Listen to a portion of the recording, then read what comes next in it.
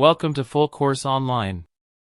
Today, we'll explore FancyZones, one of the most powerful PowerToys utilities for window management.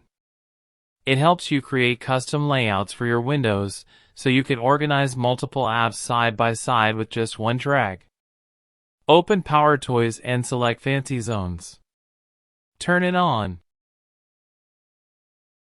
Now click Open Layout Editor.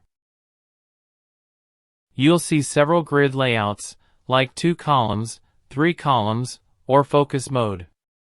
You can pick any preset, or click Create New Layout to make your own. Choose the layout type, then click Create. Adjust the size of each area according to your need and then click Save. You can see the custom layout now. Let us open the notepad. While holding the Shift key, click on the title bar of the notepad windows and drag it to the desired location. It will snap perfectly into the zone. This is ideal for multitasking, for example, editing video in one zone while reading notes in another. FancyZones saves time and keeps your workspace organized.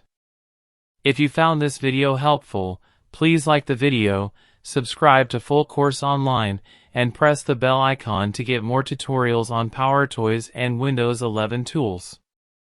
Thanks for watching, and see you in the next lesson.